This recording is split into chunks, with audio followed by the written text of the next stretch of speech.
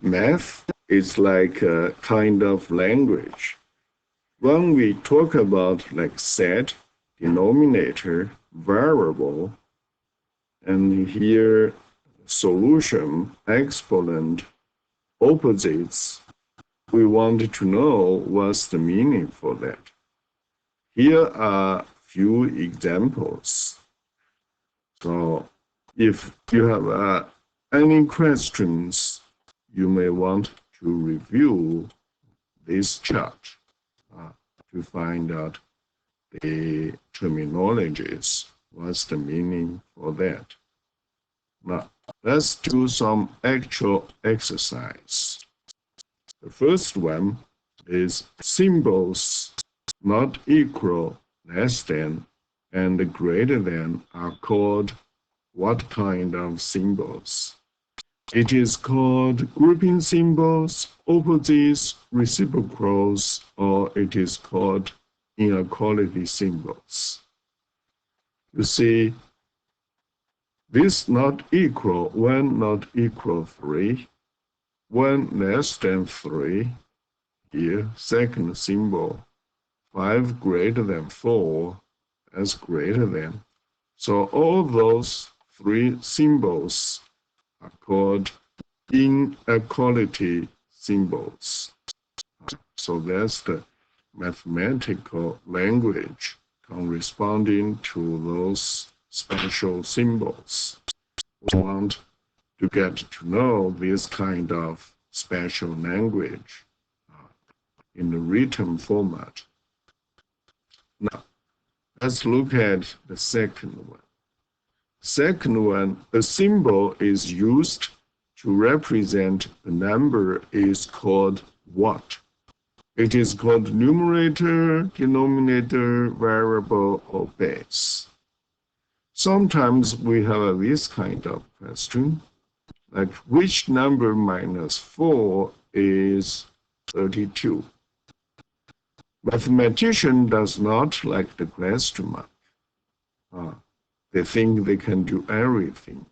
So they put, instead of question mark, they put, hey, let's say this question mark is x. So x minus 4 is 32. What is x? Everyone knows that's 36. 36 minus 4 is 32. So don't be scared by a variable. Variable is just a question mark, which is a number. So here, this choice is correct. A symbol is used to represent a number is called variable. A letter, okay, English letter. It can be a Greek letter, but most of the time we use English letter. So a letter normally represent a variable and no variable. Now, look at this one. A mathematical statement that two expressions are equal is called what? It is called inequality symbol, absolute value equation, or exponent. The correct answer is equation. Two expressions connected by an equal sign is called equation. Like here, x minus 4. This is the mathematical expression. And here is 32, so they are connected by the equal sign, is equal to. So then x minus 4 equal to 32 will be an equation. So this choice is correct. Now, look at this one. A number in a fraction above the fraction bar is called which one? Exponent, denominator, base, or numerator. So here is the example.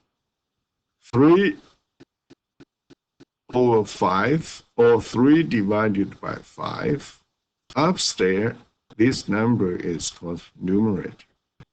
So here the number in a fraction above the fraction bar between 3 and 5, there is a line which is called fraction bar.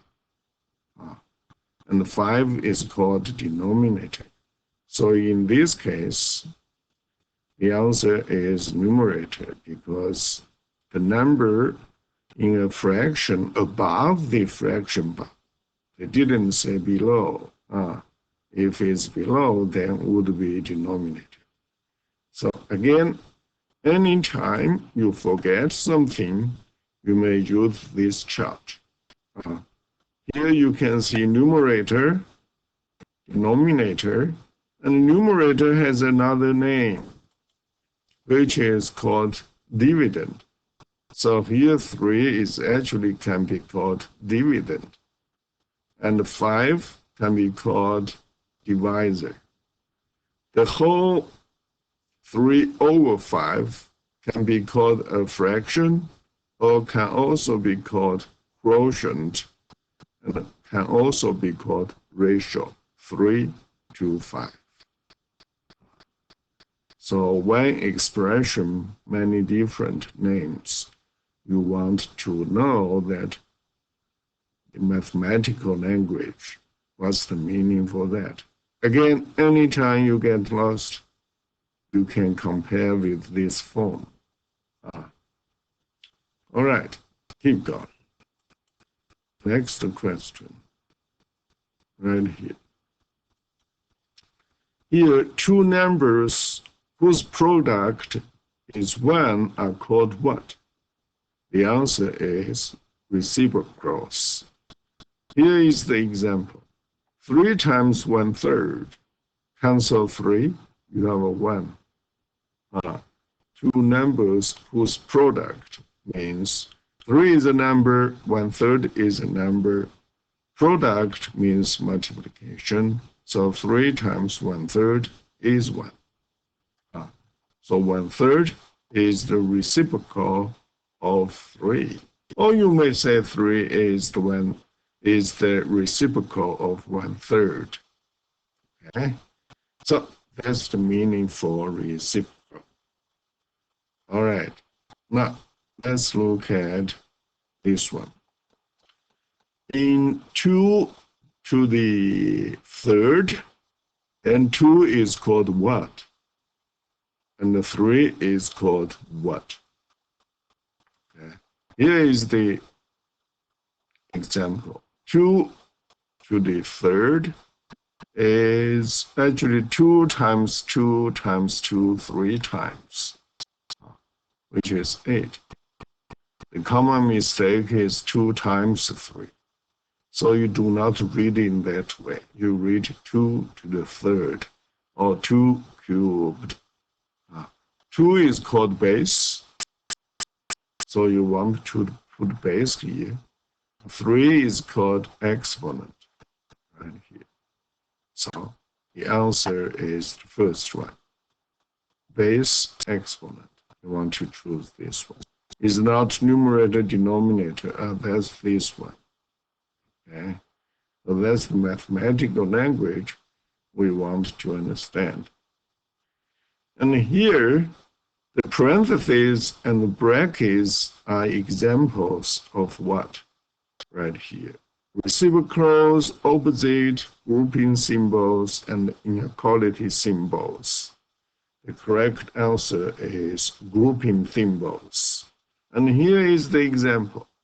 You see, 3 times 4 plus 5. You want to do is 3 times 4, which is 12. Then plus 5 is 17. Well, if you want to group 4 and 5, you use parentheses or brackets.